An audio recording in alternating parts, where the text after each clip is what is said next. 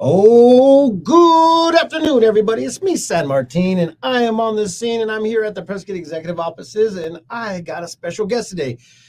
And you want to stay here to go ahead and find out all the good things that are happening, especially in this community of good old Prescott, Arizona. With that, let's get this party started like this.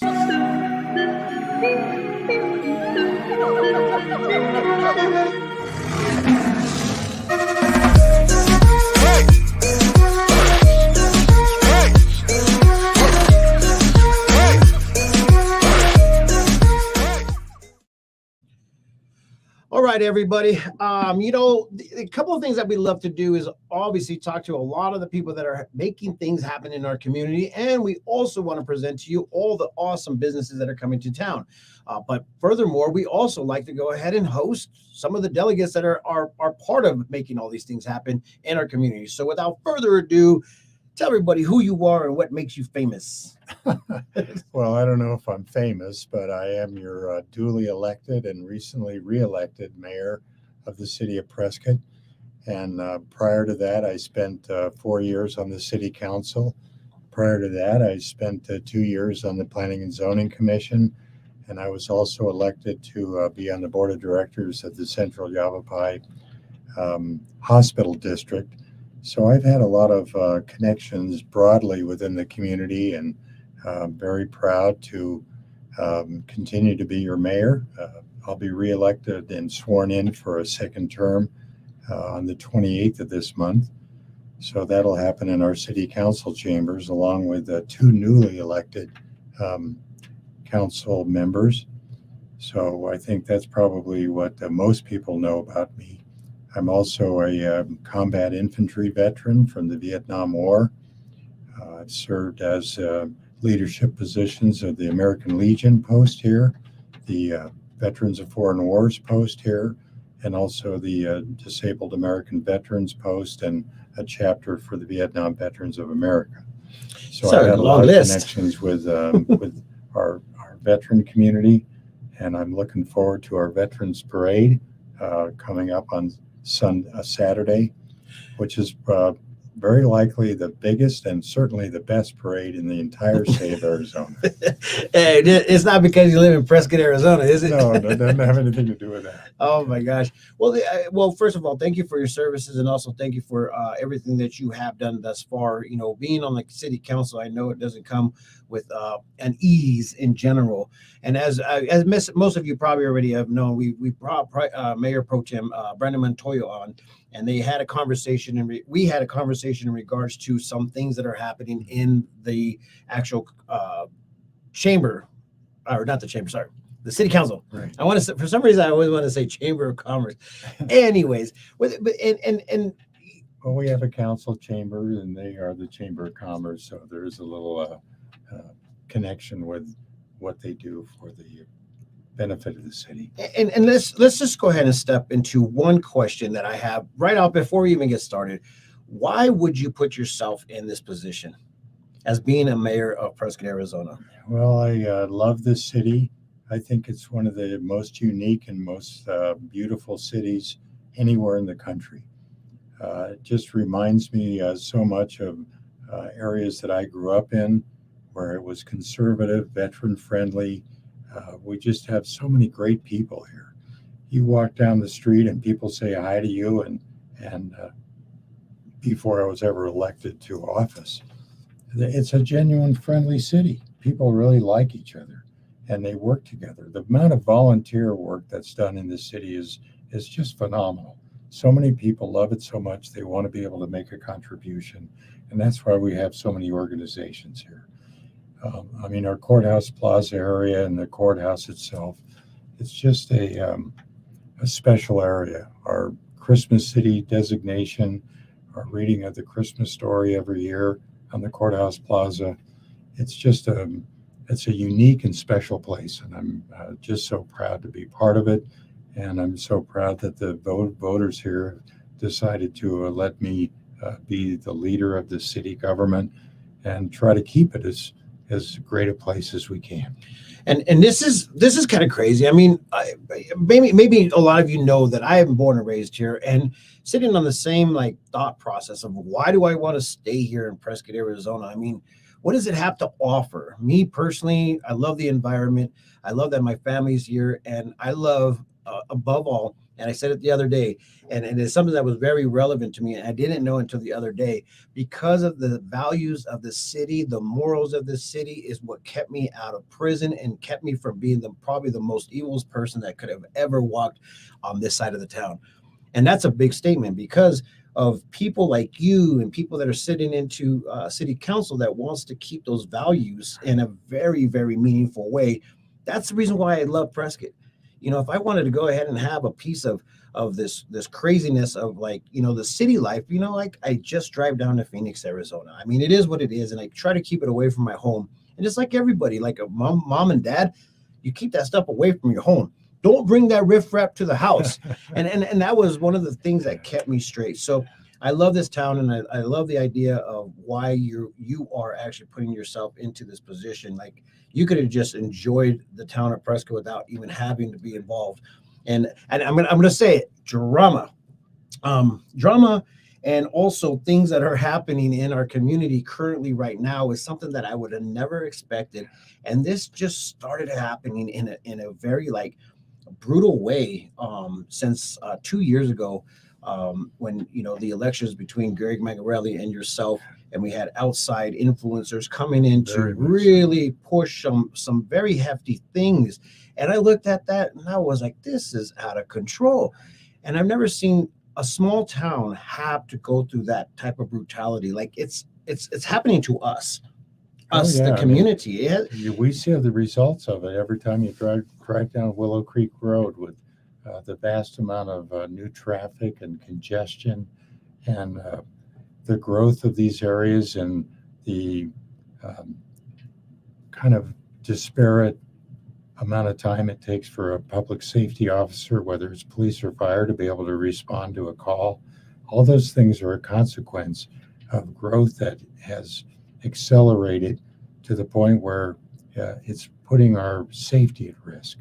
So that was one of the key things that I ran on, is try to slow down the growth so that we can catch up with our public safety obligations to our citizens. Well, let's talk a little bit about you know, what you ran on the first election in regards to watching us grow safely. I mean that's something that I've never really heard, but it actually brings a lot of like thoughts in my head. I'm like, yeah, you know, the congestions at a certain time of the day really does put a predicament, especially with our elderly community, and we are known as a retirement community. So this actually proposes a problem. So what are you running on? What were you running on for the second term? Well, that was probably the number one issue, is being able to manage this growth, because it was accelerating to the point where it was so unrestricted that we had growing congestion with traffic. Our response times for public safety had gone from about 7 minutes almost all the way up to 15 minutes. Now, if you've got a 911 emergency in your home, or you've got a fire and you need fire response, or if it's some type of a criminal activity and you need the police there, you can't wait 15 minutes. That could be way too late. Mm-hmm. But the growth in North Prescott was accelerating so much that we could not respond to those kinds of things. And I think that's one of the most legitimate reasons for having government, is being able to provide public safety. You can't do your own, have your own fire truck. You know, you can do some things to protect yourself at home with our Second Amendment sanctuary status and supporting self-defense. But being able to have response for medical emergencies and things like that are truly a function of government. And I know that, I mean, I run and manage several large groups in our community, which obviously chatter is everything. One of the things that I know that everybody hates is growth. Everybody hates growth. They're just like, no, I don't want no more of this. Why are you doing this? I mean, even with the Prescott Valley whole ordeal, you know, Mayor Cal Palguda has jumped into his position, And now everybody's mad at him because they think that he's the one that's running this growth thing. And not saying that he was the actual culprit of it, because there's obviously a whole council right before him. But it's like every time you get into any discussion on any of these groups, they're like, no, why is this growth happening? We're not ready for it. We don't have water. We don't have this.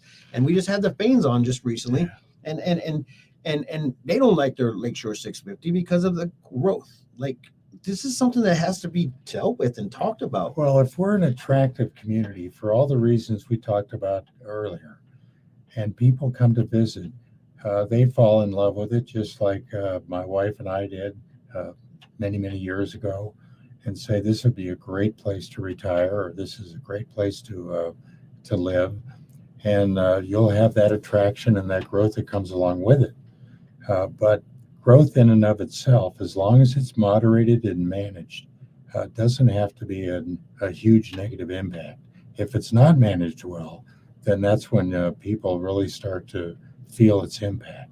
And whether, like I said before, whether it's public safety or congestion or traffic or parking or all the things that you see on a daily basis that make it very difficult. If we don't bring in the same number of commercial opportunities, you have to wait longer at a restaurant. You have much more a harder time trying to find a place to park to get around where you want to go to. Shopping becomes more of a challenge. Those are all consequences of growth that's not well managed. And water is certainly another aspect. As growing up here and acknowledging, day in and day out, I mean, just because of social media, a lot of things are getting obviously put out there a little bit more. And sometimes it's just the rumor mill. The rumor mill gets out of control.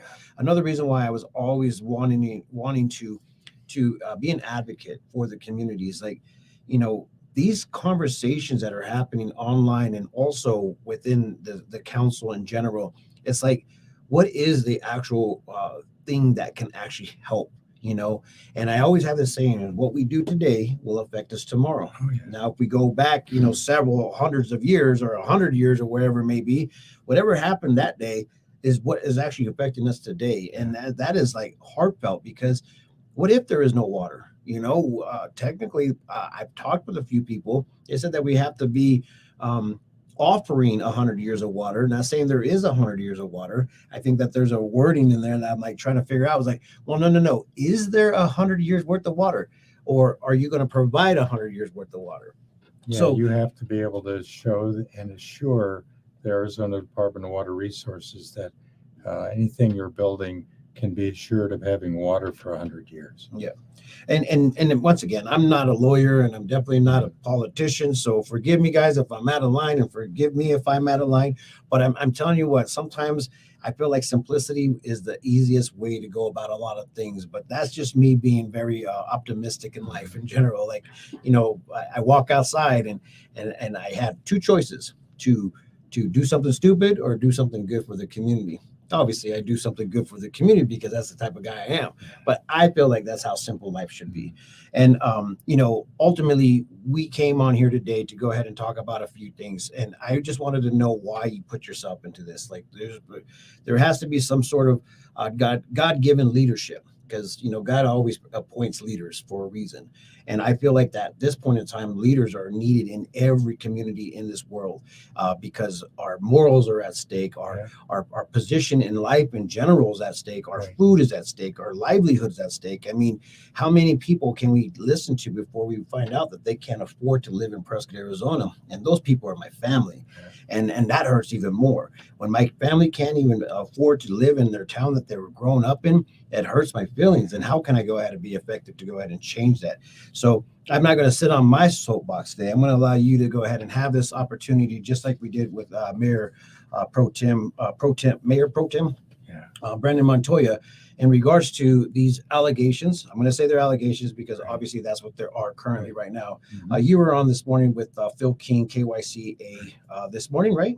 Yeah, it was. And I would like to go ahead and allow you to read this, so we can just get into it, and just to kind of give you guys a setup of what has happened.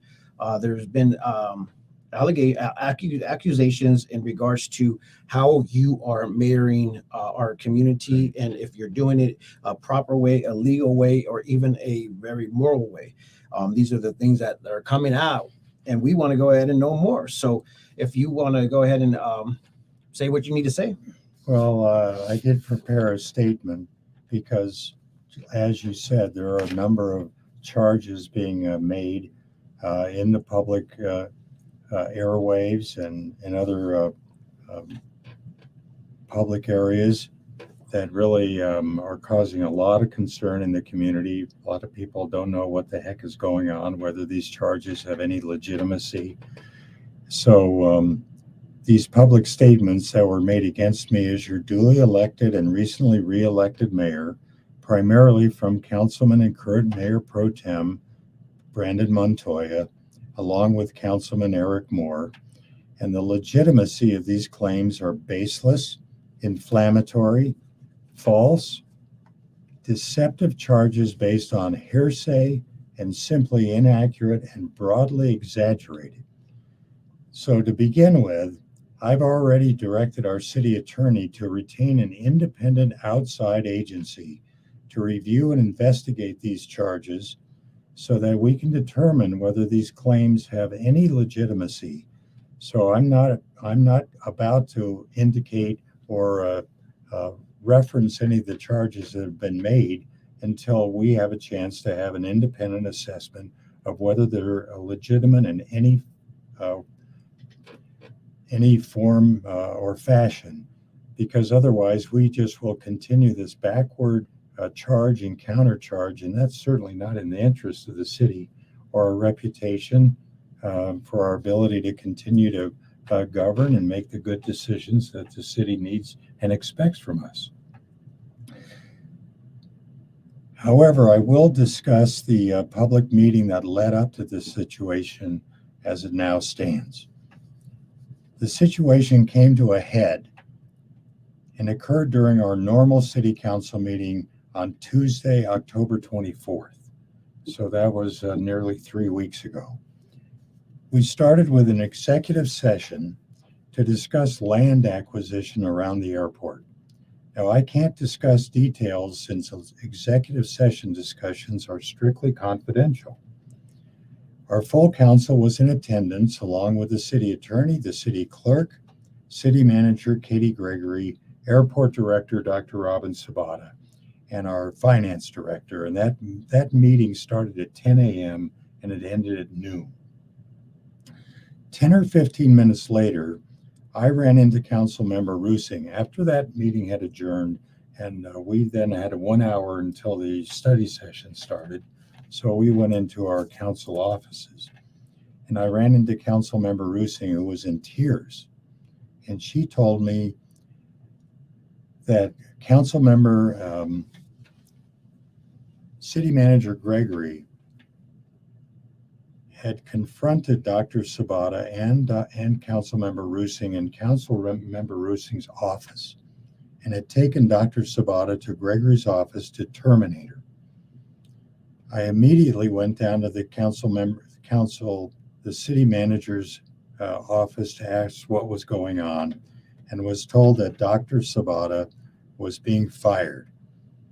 I was very shocked at this unwarranted and sudden turn of events, so I asked for the city manager's resignation, since this vendetta of hers against the airport director had been ongoing since nearly the beginning of City Manager Gregory's term, which began 6 months ago in May. Now, a lot of these actions were a cumulative set of actions that had occurred over time. So just the fact that the city manager decided to terminate this airport director at this time was not the sole reason. There were a variety of cumulative actions that had been taken, and some of which had occurred in executive session. And anything that happens in executive session, we cannot discuss in public. There's a clear admonition that that stuff has to stay confidential and anonymous in that executive session. We can talk about topics, but we can't talk about any details. So City Manager Gregory said she would not resign.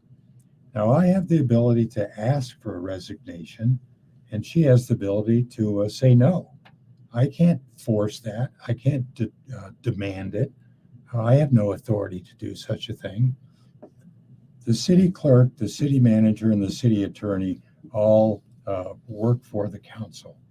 So whether they're hired or terminated depends on council action, no individual, including me. So after this event occurred, I then went over to Councilman Eric Moore's office and closed the door. So I asked him at that time whether he felt the actions of this city manager had risen to the level of termination. And again, it wasn't just this one incident, it was a series of incidents and other actions that had been taken. At that time, he said, yes, it did, and he would support that action.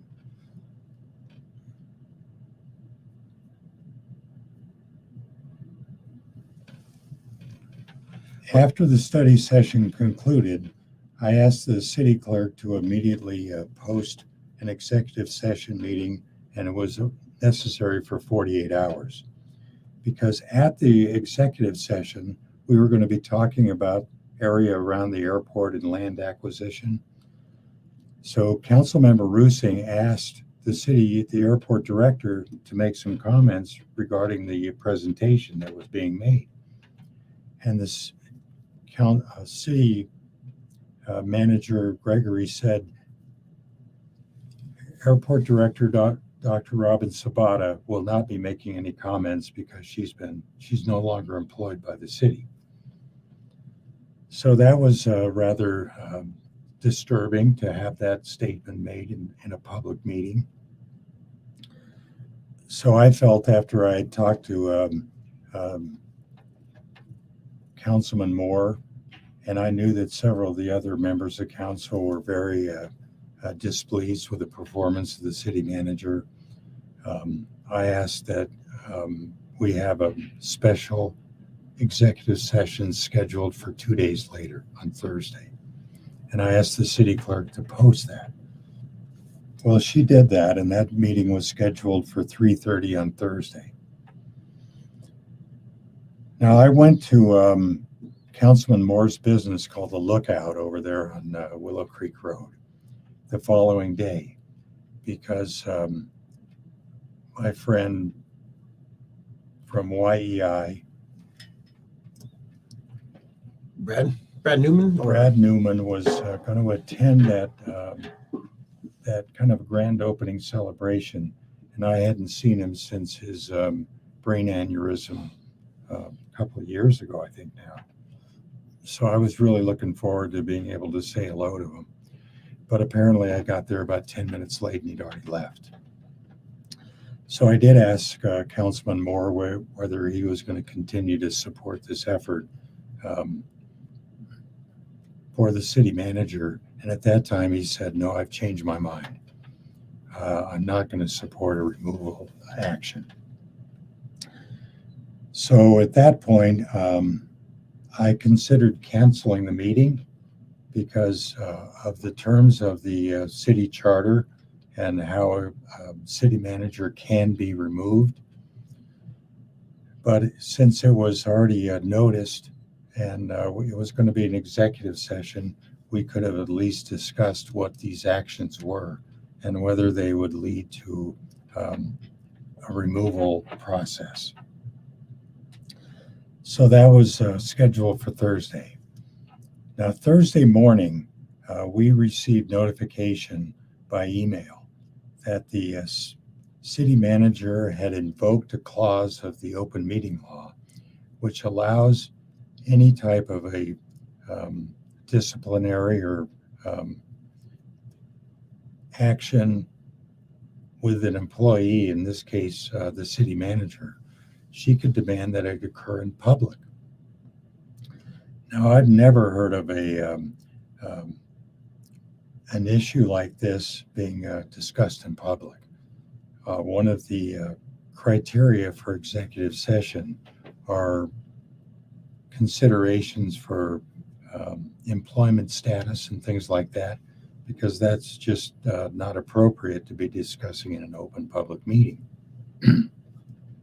But there is a clause in that open meeting law that allows an employee to demand that open meeting.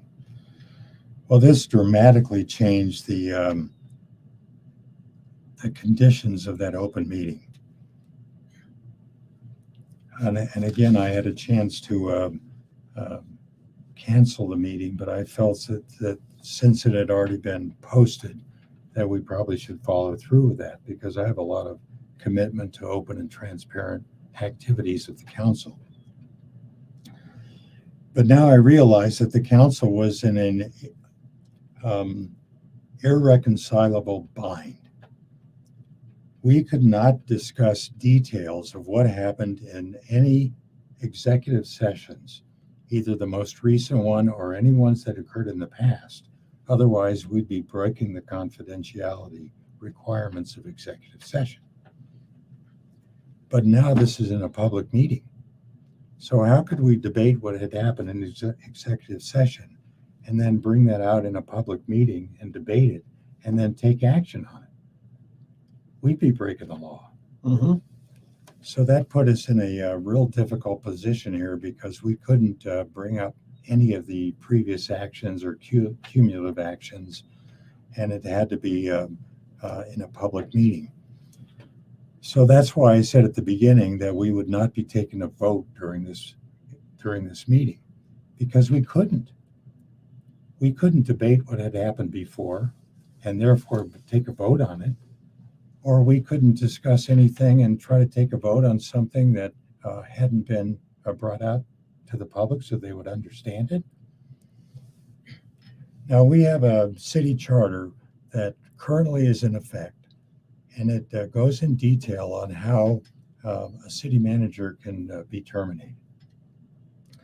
It says if there is cause for termination, then only 4 votes are needed. If there is no cause, then the city manager could be terminated, but it would take 5 votes. Unfortunately, the city charter doesn't describe what is cause. So first I had the city attorney read the Arizona revised statutes that allowed the city manager to demand a public meeting. Then I read the clause in the city charter that talked about removing the city manager, and also went over the clauses of cause or not cause. So then I asked the city attorney to say, well, give us a definition of cause. And he said the city charter doesn't define that. The city council can determine for themselves what is cause or what is not cause. So that didn't help a whole lot. Then I brought up the fact that at that time we had mailed out over 32,000 ballots to the city for their determination of voting on 13 charter amendments. One of those charter amendments was Charter 469, and that changed the conditions under which the city manager maintains their position. So it alters the current city charter. But I don't know hardly anybody who's ever read the entire city charter. So what? Not me. Yeah, and most people had those ballots in their hands. So I said, in order to get some context here, I'm going to reference the reading of the actual city charter. I was accused of electioneering by, I think, Brandon Montoya, but I didn't say a single word in support or in opposition to that amendment. I was just using it for context so people in the public would understand they've got something in their hands on that ballot. And we're talking about what the city charter currently says. So being able to give them some understanding of what we were trying to do, I thought was important. Well, Montoya and Moore immediately decided that this was going to be a meeting about the city charter amendment. That was not what was intended, but I thought context for the public was important. So they immediately moved to adjourn the meeting, because in their mind, They thought the meeting was changing its agendized purpose, which was to discuss the city manager's employment status, and it was going to be talking about the city charter amendment. But we never had a chance to even move into the area so we could talk more about the actions that would lead to a removal of the city manager. So they immediately motioned and seconded to adjourn the meeting, and it was voted to adjourn. So the public didn't get a chance to even hear any of this stuff. And I thought that was kind of disrespectful for the public, especially when they're the ones that asked for it to be in public. So, I mean, I'm going to intervene just a little bit in regards to councilmen and women. Would it have been easier for you guys to have this discussion prior to this? I mean, having an executive like, hey, I don't feel good about this. Hey, I don't feel good about this. Like, well, that's what it was intended to do. The it was originally going to be an executive session, so a lot of this stuff could be decided and debated and discussed in executive session, and then the council could decide whether they wanted to But proceed the city or not. Manager decided to put it into public. Now, that's almost unheard of. I talked to Phil King. Phil's been here for many, many decades. He served on the city council, and he's followed city politics very closely for all that time. He's never heard of such a demand for a public discussion of personnel issues. I talked to the mayor of Chino Valley, Jack Miller. He's never heard of that happen. But I did review some of the conditions down in Peoria, which has had a lot of problems down there with their council. And apparently this has happened a number of times, and that's where Katie Gregory came from. She worked for the city of Peoria for over 15 years. Yeah, and I actually, I mean, obviously, like I said, there's a lot of chatter on Nextdoor and Facebook, and on Nextdoor they brought up an AZ Central publications about Katie Gregory and how she actually got fired, but there was no reason to the firing of her position. So, I mean, obviously, do tell. I want to know why as well. But at the same time, it's like, why couldn't this all been like, figured out without bringing the community of Prescott involved into it, where, we have Mayor Pro Tem's wife on Nextdoor talking about this stuff and kind of like egging it on. And then we have obviously Mayor Pro Tem Brandon jumping on a radio station with Mayor Goode in Prescott Valley. And then we have, him coming on this one and it's saying the same things. And I'm just like, what is going on here? And in my thought process, like, you guys got a job to do, and this is not one of them. I mean, don't get me wrong. I know that you guys have to be all put in line, and rules and laws have to go ahead and be placed in order for nobody to get out of hand. So when this was actually brought to my attention, I was like, yeah, man, you're not allowed to do stuff like that. But if I don't understand what you're not allowed to do and what you're allowed to do, then there's an issue. And now it's like he did this, she did this, he did this, and he didn't do this. And now I'm like, you have all this challenges and charges and counter charges, and it's all playing out in public to the detriment of our reputation and our ability of the city to continue to make the decisions that are important for the city to do. And that's why I was just flummoxed when I found out that all of this was going to be put in open public meeting. Well, this is how open it is. And I'm just going to read a little bit of what they're asking for in general. They're saying that you have actually gone over your abilities and you went out of your way to go ahead and do such a thing. And if, let me see if I can find it. I should have probably highlighted it because, this is how we do it. I think what they're asking for is you to step down. I mean, I'm trying to figure out where that was. Councilman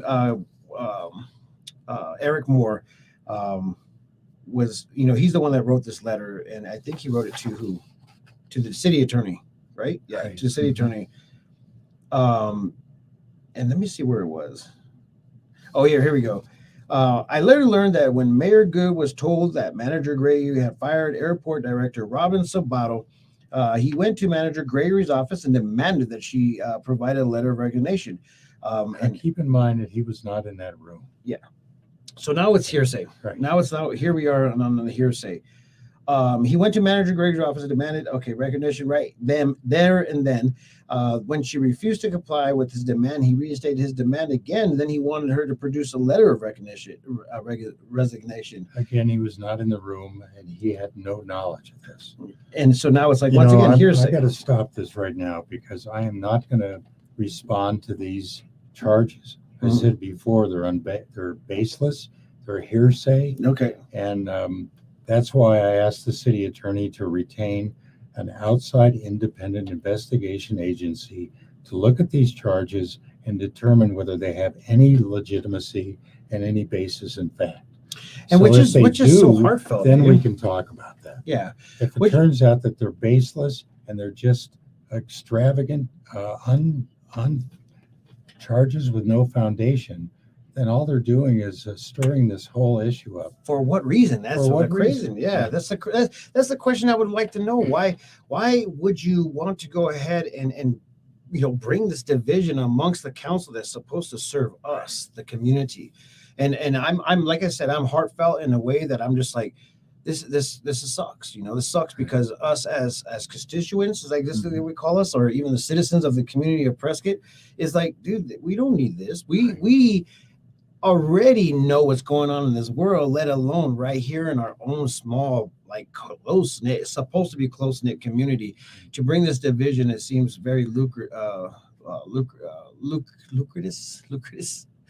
Very, very. I just don't like it. It just seems out of place, and I'm sorry that everybody has to go through this. And I'm once again, this platform here was to go ahead and bring people together and hear about all the good things that are happening in our community, and I'm glad that everybody's going to be able to get a chance to talk their discussion, and it's just sad. It's just really sad to see this happening. And I even for Mayor Pro Tem Montoya to get on the radio with our neighboring city mayor, Mayor Goode, and then just allow our neighboring mayor to weigh in on this and criticize how the city of Prescott works. For a number of years, we had a real kind of a competitive and contentious relationship with Prescott Valley versus Prescott. But about a year and a half ago, I decided to resurrect this monthly meeting between all the mayors and the city managers to sit down once a month and kind of in a friendly environment, be able to discuss the things that were happening in each one of these communities. So it's Chino Valley, Prescott Valley, Dewey Humboldt, the county, and Prescott. So we were, I think, getting to have a little more trust and cooperation between us with this effort. But now that we have a neighboring mayor criticizing our city, it certainly puts us back to where we were before. But why? What's I mean, look at we were working together to try to get this Glassford Dells Regional Park established, working with the county and Prescott Valley and Prescott, along with the State Department of Recreation, and that's going to be coming to an auction of that land on the Glassford Hill Road on the Prescott Valley Courthouse, on our courthouse steps, just in the next week or two. So that looks like it's moving forward, and that came from a cooperative working group. Mm-hmm. But now it's starting to break down again because of this type of, public charges and criticism of our city. Huh. Well, I tell you what, this is out of control. In general, it's just like really much out of control, and I don't believe that Prescott has. It just seems out of control. I got a lot more to say, but what, we'll allow the whole law to go ahead and do what it does.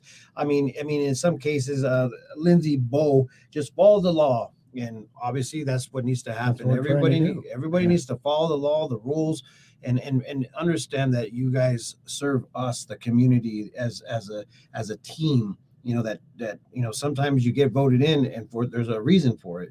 And so I really believe that, everybody on the council should really honestly step up as that leader and do what they're supposed to do and take care of the community in its I've entirety. been involved in city government now for over 8 years, and serving on the council for 4, and now 2 years as mayor. I know where the lines are.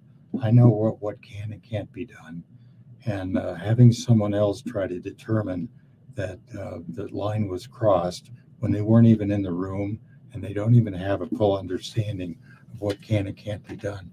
I mean, the question of me talking to Councilman Moore, I'm allowed to do that. Any councilman can talk to any other councilman about their concerns on any particular issue.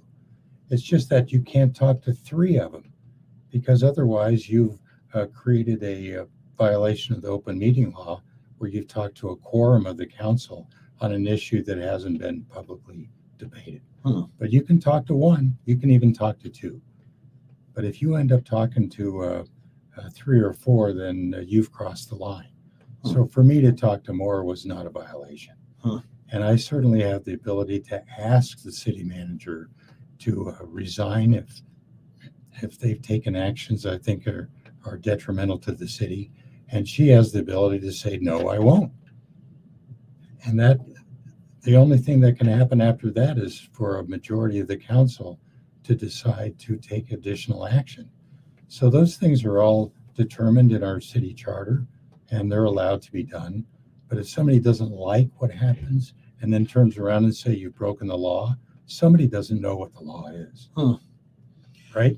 Once again, I'm sitting over here. I just want to know where the good food and all the good entertainment in Prescott is. And now I'm dealing with, like, we all should know the law. And I mean, I'm pretty sure the city manager, the city attorney, the councilmen and women, they should know that they are the ones that are put into this position for a reason. And I think that reason is really honestly being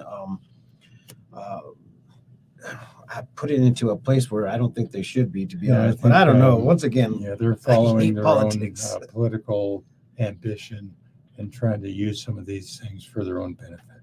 Well, that's not good either. No.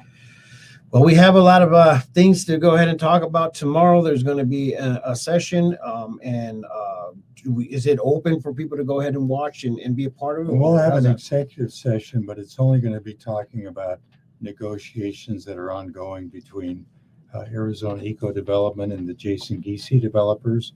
That was the long-term development agreement we had that allowed us to get those 475 acres in the Granite Dells. So that those negotiations are ongoing. And then we also have another proposal on land acquisition around the airport that we have to listen to. So that's the executive session. It's not going to be open. But we will have an open meeting at 2:30 to discuss what these 3 council members are concerned about regarding some of these actions that they are claiming violated the law. Well, I guess I won't be in attendance. I'll be in my comforts of my own home. So you guys can go ahead and watch that as well, and we'll go ahead and post it on our platform, but you could also see it on the City of Prescott's platform. Mayor, once again, I pray for everybody. I pray for all my leaders, and as you guys probably should as well. I mean, because as of right now, leadership is in need of some really, really good support. And I think the spiritual awakening is coming. And I don't know exactly where else to go with this. I came back from a 2-week vacation in the Boston area, researching more of our connection with William Hinckley Prescott, Colonel William Prescott, the Battle of the Bunker Hill, the hero there, and all of our connections with that.